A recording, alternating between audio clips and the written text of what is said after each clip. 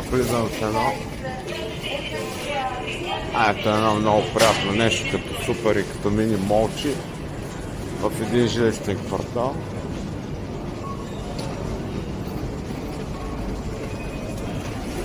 Абсолютно всичко си има от всякъде. Аз съм дошъл конкретно да си купя кафе, че ми трябва 7-8 пакета кафе да си имам и сега ще вляза в супера да взема кафе.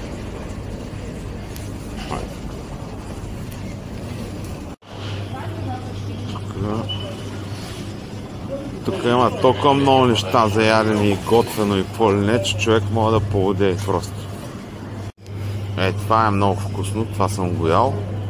Обаче дори не мога да ви го преведа какво е, но е много вкусно. И постни имам най-различни неща, те не са за мен. А това е някакво капучино ди Торино, турински с тъмен шоколад. Това е някакво мак кафе. Тия тук има толкова капучино те кафета, че не мога да се оправя. Чай да видим да ще си взема нещо. Аз ще си взема този мак кафе оригинал, където пише. Взема 10 парчета от него. Тук някакво друго има. Не знам какво е. Дойдох за кафе и сега не мога да се оправя. По ще се разходя да разгледам.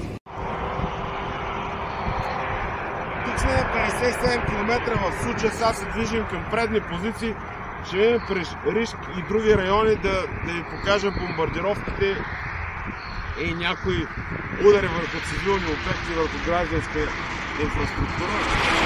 После ще направи един отбор за Турска област.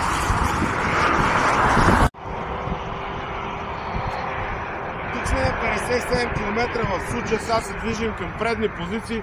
Ще видим през Ришк и други райони да ви покажа бомбардировките и някои удари върху цивилни обекти, върху гражданска инфраструктура.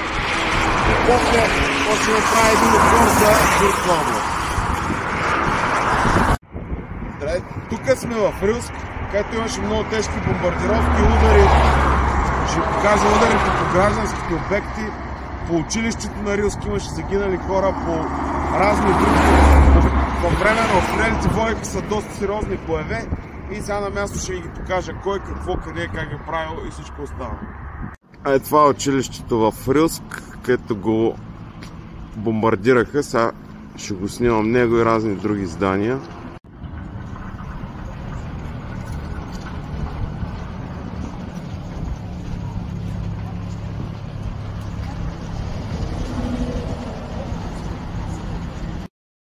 Тук е удрено с Хаймърс и с касетна част. По училището и по други места. Ето. А тук все още има белези. Ето. Тук все още има белези от касетите. Ето това са белези. В Курска област.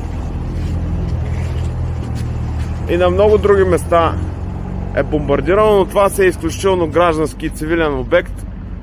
И удара по училище с касетни боеприпаси е единствено с цел поражение, максимално поражение на живи хора. Тук съм вътре в двора на училището. Това тук е училището. Сега ще се разходя. То е затворено. Ама ето, вижда се, може би. Това е цялото училище, което беше ударено с Хаймърси. Почти всичко, сега ще ви покажа, ето ги, тук виждате вътре, не знам дали се вижда разрушенията. В момента нямаше атаки, нямаше ракетни дрон атаки, докато се движих. Както казах, почти вече боевете се водят.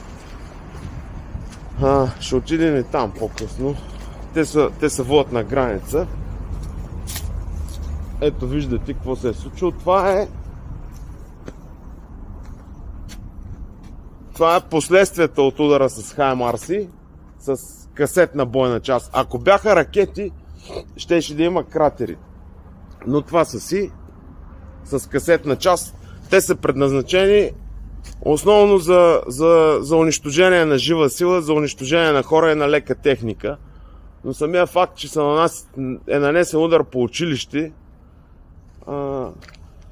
просто си говори достатъчно, че режима е изключително фашистски и си би безогледно по цивилни и мирни граждани, защото тук очевидно по време на атаката нямаше и е нямало никаква военна техника. Сега вътре няма смисъл да влизам, то се вижда достатъчно добре. Тук всичко.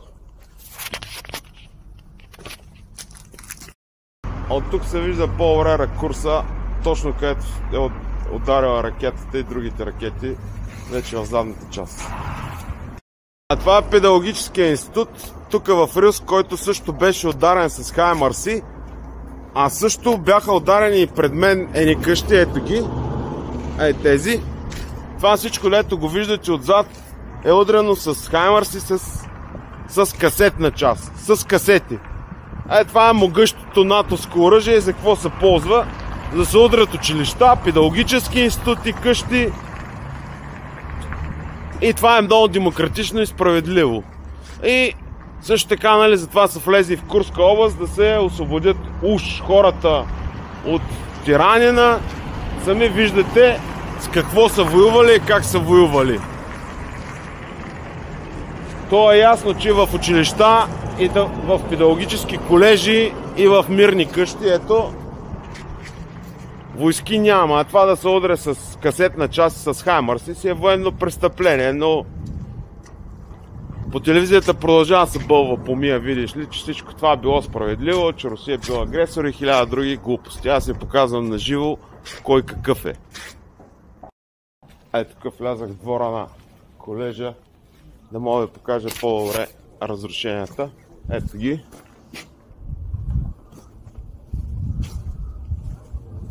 Тук се вижда следите от осколките. Може да видите. Тук вътре. Това всичко.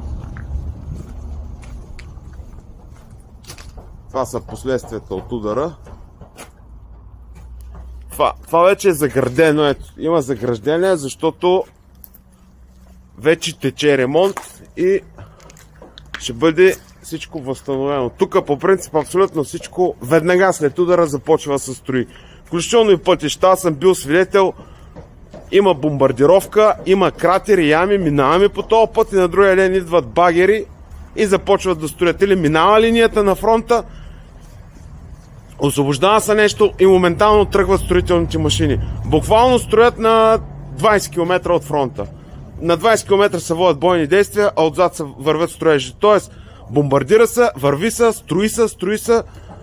Нещо, което просто трябва да се види. Немислимо е за европейското мислене, европейски стандарти. А това е центъра на Рилск, където го биха с HIMARS. Тук, това е място, където е бил удара.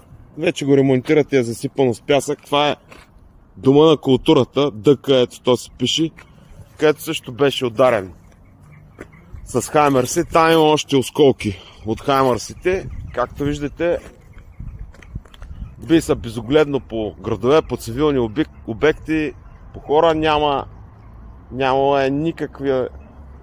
никакви военни поделения, нищо тук. Просто центъра на града е ударен с HIMARS.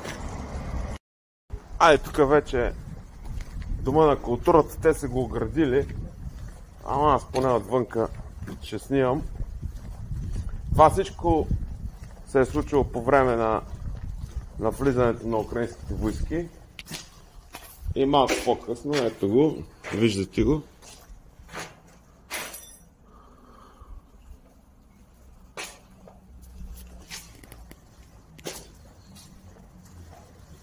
Тук назад оградено е. Ето.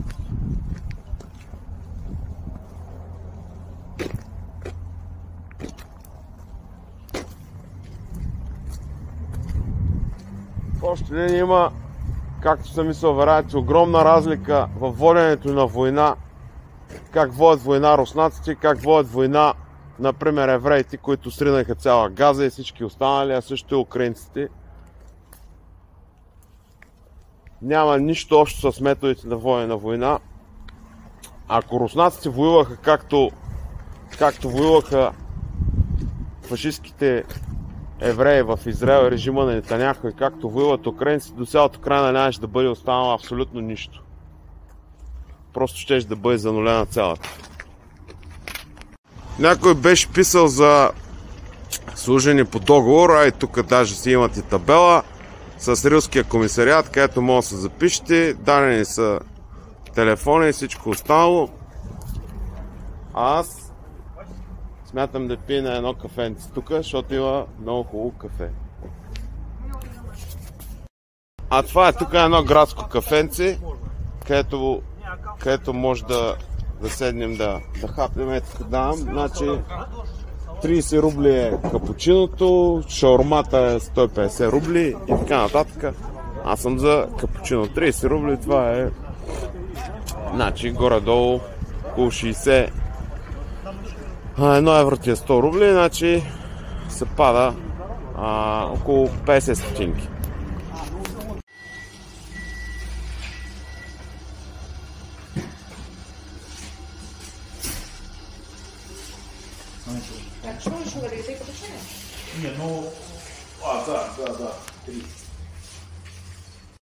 Това е солянка, ако не знаете. Много вкусна супичка. Това много готина автомата и тия са ми любими. Влизаш, си купуваш кафенце. Тук има 100 вида кафета. С двоен шоколад, горещ кафе, лате, раф, американо, капучино, ванилия. Това е с бадеми, с орехи, капучино, карамел и какво ли не. Тук е малко по-скъпо, 100 рубли. 100 рубли е цената. Демек, горе-долу това е малко под 1,80 лв. Но те са по 300 мг. Иначе други са по 30-60 стотинки. Аз обичам да пия капучино с карамел. Това е във военни условия. Тия всичките 20 вида кафе. Така, аз ще си взема не орехово моко пих, ще си взема карамелно лате, не капучино с карамел ще си взема едно. Така.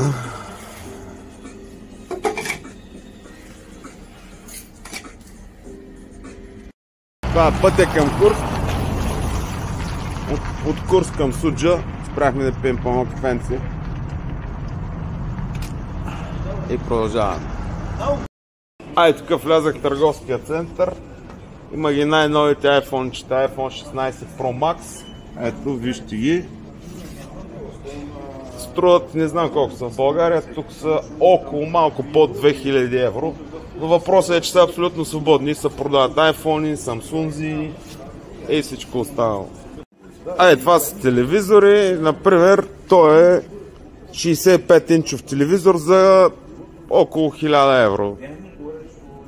На различни телевизори, хладилници. Аз нарочно дойдох тук да снимам, за да видим има ли перални, нямат ли перални тия руснаци, откъде ползват чиповете. Това също е някакъв готин телевизор, 65 инча, той струва, виждате, 89 000 рубли. То е, колко инча е този телевизор? Той струва 99 000. Горе-долу от 80 до 100 000 евро. Рубли. Ето, перални, колкото искате. Това е горене, 36 000 рубли. Струва това горене. Имате кешбек, кенди, горене, кенди. По колко са? Те са по около 30, от 30 до 50 000 рубли са всичките горенета. Печки, много ми е интересно какви други имат. Всякакъв вид печки, всякакъв вид апаратура. В общи линии практически има достатъчно чипови. Това са Midea, някакви индезит. Ето, това е някакъв индезит за 27 000 рубли. И аз не знам какъв. Достатъчно чипови за ракети имат, като гледам. Не страдат от липса. Това са пак някакви хладилници. Това индезит е 35 000 рубли. Там също има. Тук също има някакви вече хайери горенета, ама са по-скъпи тия пералнички. По около 80 000 рубли са. Ето и Samsung. Това явно са някакви по-професионални. Такива перални. Беко, Тошиба. Тая Тошиба колко е с 10 години гаранция? Тя е 1000 евро. Е тази. Ето ги, това са някакви също професионални хладилници. Тук има някакви самсунзи. В общи линии огромен е центъра, набързо минах и си продължавам по пътя. А Курск е един страшно приятен и много добре уреден град. Изобщо няма война, живота си продължава зареден, благоустроен. Въобще мога да кажа, че с две думи града е много по-приятен от доста градове и български, и европейски, които съм виждал. Сега съм просто в търговския център, за да ви покажа за какво става въпрос. Погледнете сами.